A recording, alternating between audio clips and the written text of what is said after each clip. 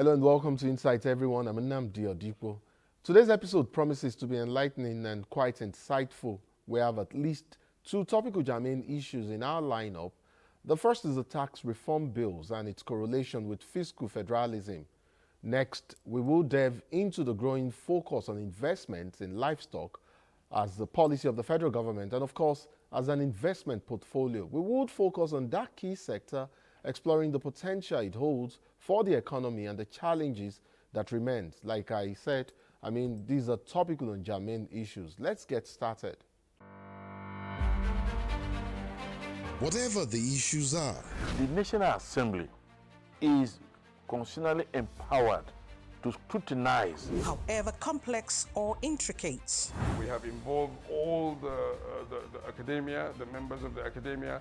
We have involved the academies. Be it government policies or in fact any issue of public concern. Our job is to help you gain clarity and make sense of it all. This is not really healthy for our democracy. There's a lot of aggrievance in terms of who has been in power longest and who becomes the governor of the state. It's also in the quality of food being consumed. After all, perception is insight. And gaining understanding is also getting insight.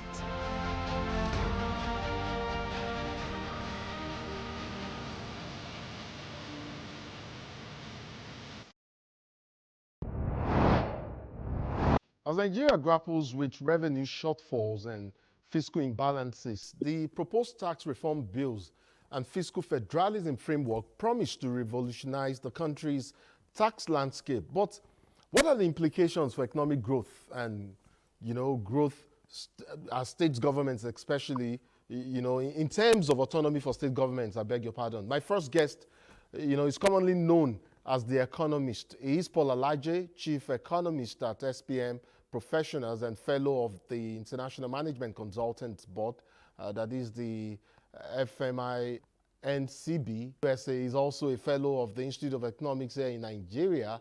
Paul Alaje holds a doctorate degree in finance, and I read somewhere that he just might be done with another doctorate in economics. Are you done? Is that true, Dr. Alaje? Yeah, I have a year to go. Oh, okay. So this is by next year I'll be done with my second PhD in economics. Wonderful. That's great. Thank you so much, and welcome to Insight. It's good to have you here on the program. Thank you so very much for having me. Let me quickly reel out the four executive bills that make up the planned new tax reform regime for Nigeria. They are the Nigerian Tax Bill 2024, the Nigerian Tax Administration Bill 2024. There's also the Nigerian Revenue Service Establishment Bill 2024, and of course, the fourth and final one, the last one, which is the Joint Revenue Board Establishment Bill 2024. Of course, these bills are all products of the Fiscal Policy and Tax Reform Committee set up by the President sometime last year and headed by Taiwo Oyedele. Can you kindly, most kindly just go through each of these bills one after the other and speak to the many good, the many good parts of these bills, and also perhaps, link that up to how they can help us, transition from an extractive economy to a tax economy. Is there anything also in any of the bills that implies an upward review of taxes for Nigerians? Okay, thank you so very much.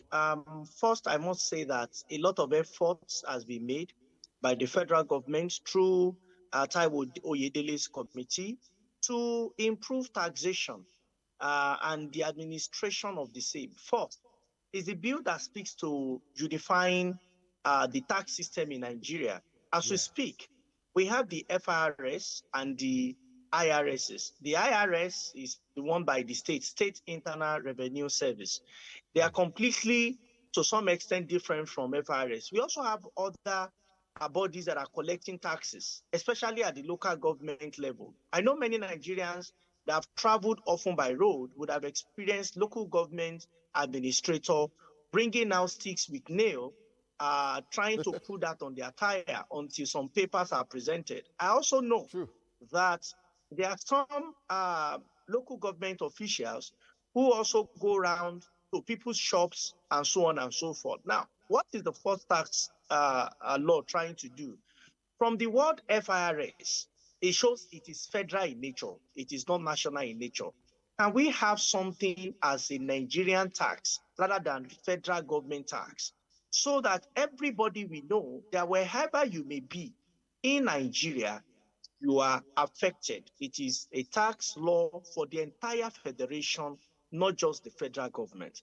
And I think this is important, as many would say that the laws that affect the federal were at the state level were not particularly affected. Apart from state Lagos and 4 other states where their contribution to the federal tax has been significant, most other states, and I don't want to mention names so that I don't appear as biased against any state, has been largely very poor and very low. And when you look at the performance of those states also in terms of business registration and availability, you would agree with me that their state is really contributing really less and really low. So should we have repealed the law that brought about the FRS and have a national tax board of some sort where we can have all of these too? When you look at the current arrangement where you want to do anything with customs, with post office, where you need to pay one form of tax or not, you see that there are different tax collection centers, over 100, over 200.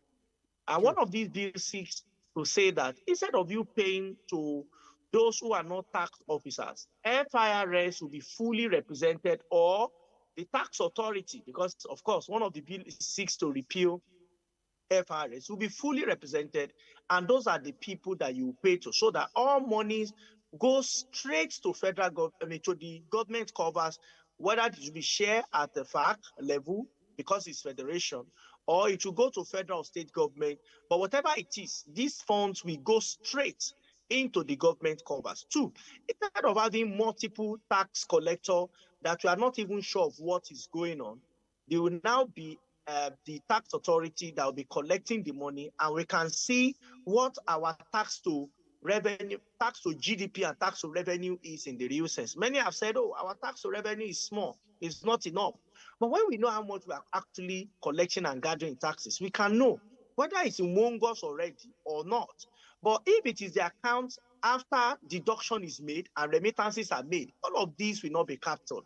So it is both fair on Nigerians and government for us to look at this thing that this bill is seeking. And as time goes on, I will mention about 2 of my reservations about the entire process. I have a lot of positive optics. We're going to talk about some of these reservations. And of course, I mean, yes, we have tried out a couple of models in terms of tax administration. It would be good to, well, anyways, we'll see how the new model would go if and when it is passed by the National Assembly and assented to by the president.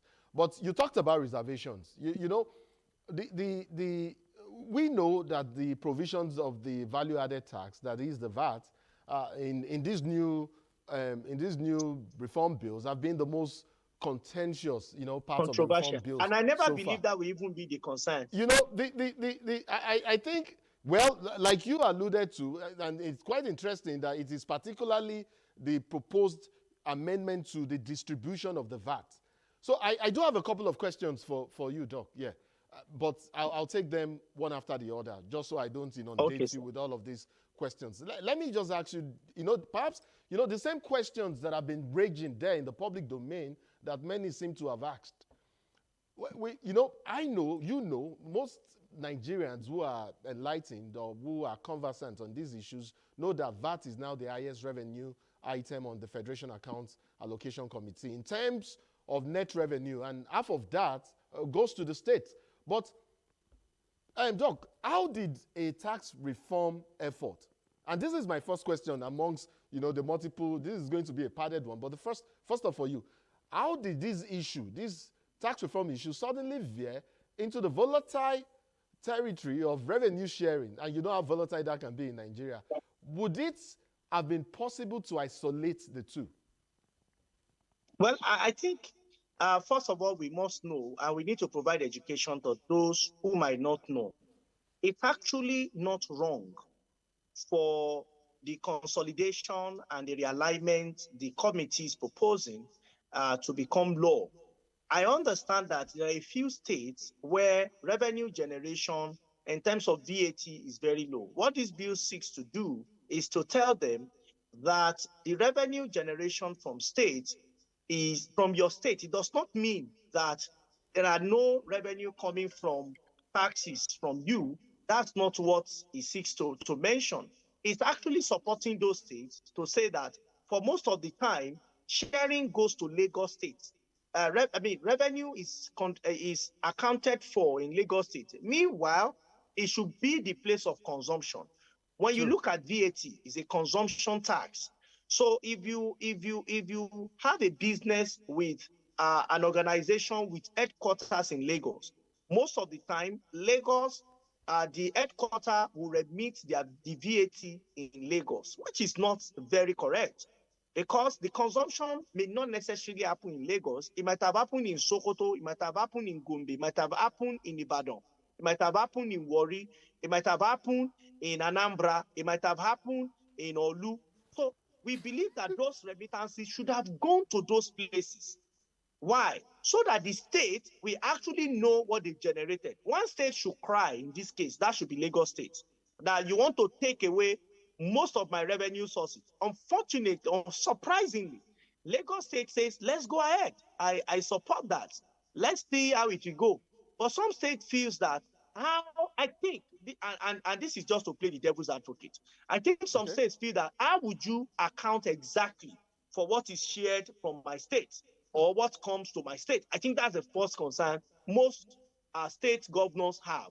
That, okay, if you say that they will remit from my state, do they even, their tax registration, their VAT registration is not done in my state? And this is what those states should know. That you register in Lagos State does not mean you cannot remit what is consumed in another state in that state. What matters for VAT is the place of consumption. And I think this is what the committee will also need to pay attention to. It's not just to argue with people who might not have full understanding of how taxation works. It is for us to provide education to them. True. That the benefit of VAT, because one of the things I think should be a win for the state is the benefit.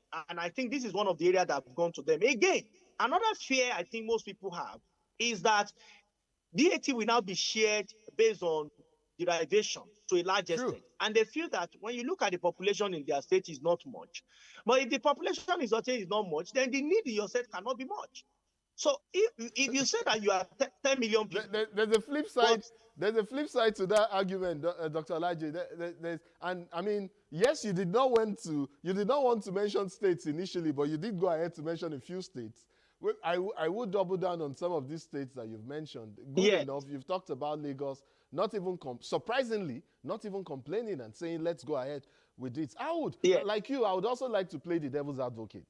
You know, like you, I would like to play the devil and perhaps, you know, look at this flip side of the argument. Those who are seemingly not all for some aspects of these. I would like for you to relate, you know, since you brought up the whole issue of the derivation, I would like for you to relate that to, you know, this, of course, related to the proposed plan contained in the Nigerian Tax Administration Bill that the VAT will be that should attribute the derivation of taxable supplies to locations in a manner as prescribed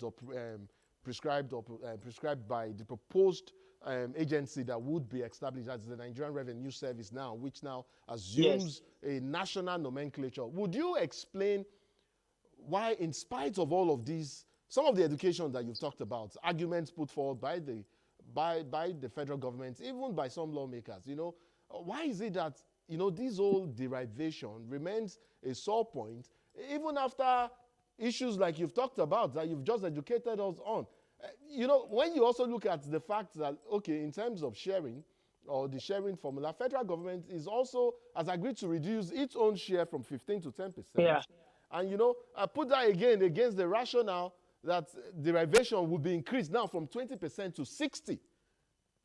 You know, This derivation principle that remains a sore point, and despite educations and everything that's happening, for these people or sides or states that are against it, and this is me playing the devil's advocate, it's not about fairness. It's perhaps about equity. Does it seem, and this is my question to you, does it seem fair, or rather, does it seem equitable? That's the word, equitable. Because now we're saying states, you now have to generate and earn as much as you generate. But you and I know that not all states are equal. So does it seem equitable for some states complain, who might not generate as much and who might now get less as against what they previously get? Now, economics is about efficiency. That's what economics is about. Allocation of resources in finance is to achieve economics goal, and that goal is called efficiency.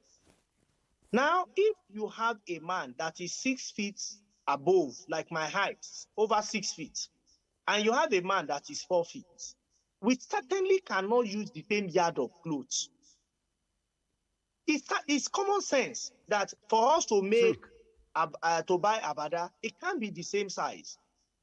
Lagos State is far more in population than Oyo State. What does that mean? Requirement for road by Lagos will be more than Oyo, will be more than Osun. It also means that the consumption that will happen in Lagos will be more. So instead of us judging Lagos and Kano and telling these two states that, listen, your roads are bad, your government is not providing rail, you are not functioning well, we have to be fair. We should ask, is what we are giving to Lagos, what we are giving to Osun, the same thing we are giving to Gombe, the same thing we are giving to Anambra? So that is where equity comes. Equity is based on proportion, it's not based on absolute. Now, if you talk about the word 60%, how they came about that percentage is a different conversation entirely. Okay. It's a different conversation entirely. So the percentage that those states that have small population, where when I say population, I'm not using head count. I'm using, I'm talking of demand side. That's the consumption in those states. We cannot ask those states to be equal. It is unfair to them because the pressure is more on those states. And that is why I supported the first argument that the place of consumption is where the VAT return should go to, not the headquarters. And not just that, we should also talk about withholding tax. And most banks are guilty of this. You do an FD or T-bill or bond, that is fixed deposit, treasury bills or bond, with some banks. They now take the withholding tax to Lagos. Ogun State was one of the states that quickly woke up to ask questions, ask their bank questions. If the headquarters are here, why are you taking withholding tax to Lagos? And they sanction banks that should be. So the state government needs to wake up. Look at most influential businessmen in Nigeria. They come from one state or the other, but some of them reside in Lagos. So instead of state administrator trying to fight what appears to be progress, what they should do is to lobby those business people in their state and ask them to use their government houses as their address, so that when the tolling tax is coming, it goes to them. That is wisdom. So, well, 50%, 60%, I think at least half of those money should go into the derivation. Is that the only reservation? Earlier on, you talked about let me add the question many people have asked me. It has to do with what happens to natural resources. If derivation for tax consumption is going in that regard, what happens to natural resources? Now, what natural resources is a big difference. It's a further contribution to the same.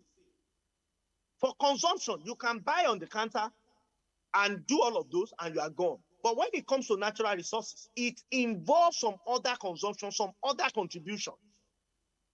So that is why the two are not exactly the same. And I will always support places of consumption if you truly want those places to grow. So this one, we want to blanket everybody together, is a strategy that is not working. And I hope that we will not. So what we should do is for us to know that as chief executive of state, we are the first marketer of our state. Go out there, bring more businesses to your state.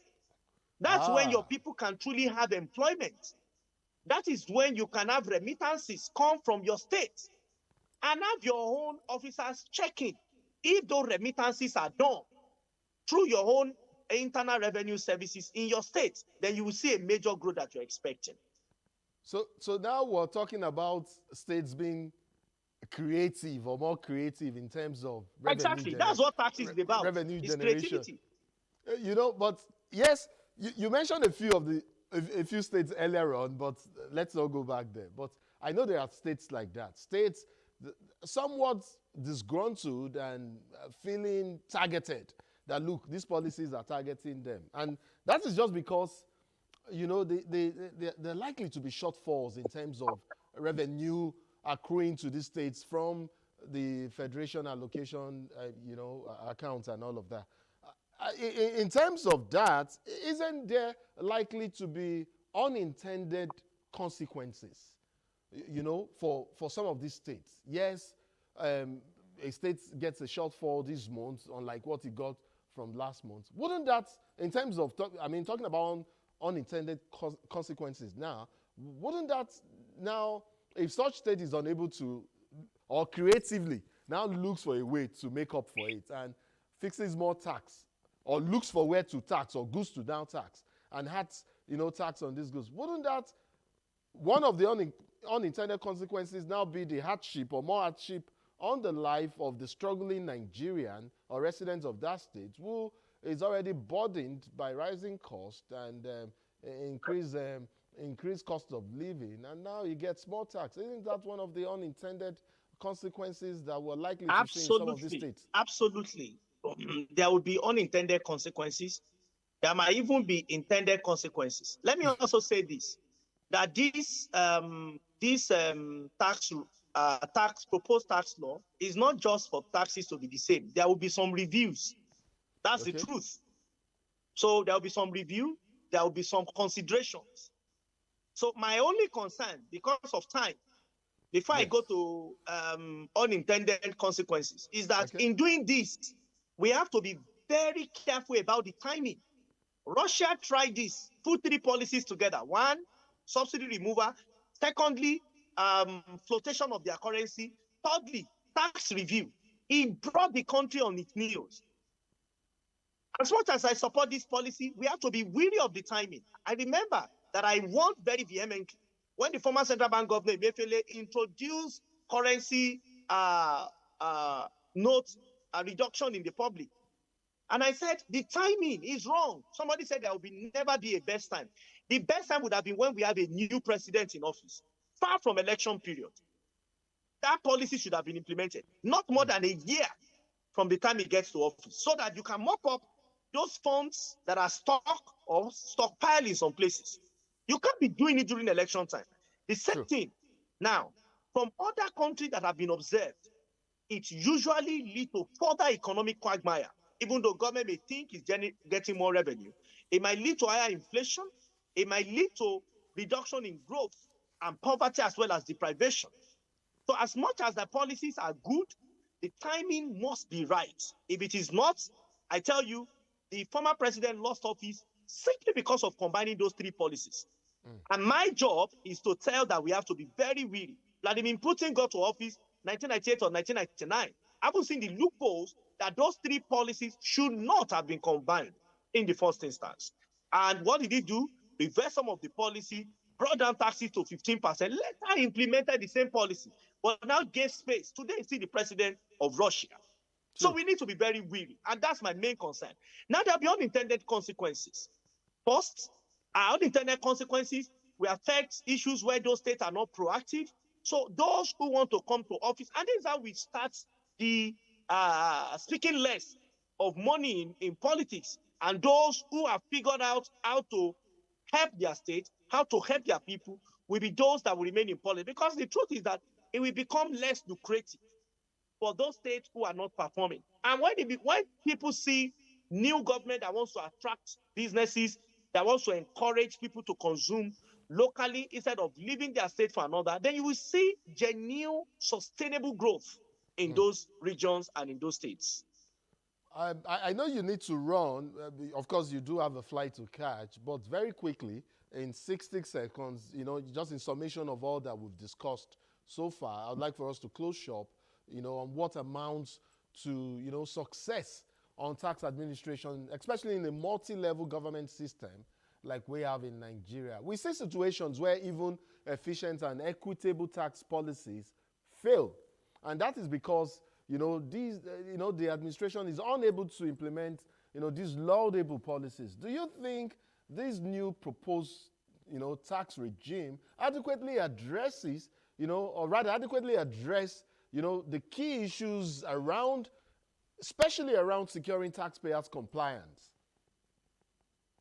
Well, to a large extent, it's secure compliance. To a large extent, I think to a large extent, compliance has been taken care of in this new law and in this new bill, that not yet law, bill that is passed. Another good news with this is that before now, when tax authority asks you to go and pay certain amount and you don't agree, where do you go?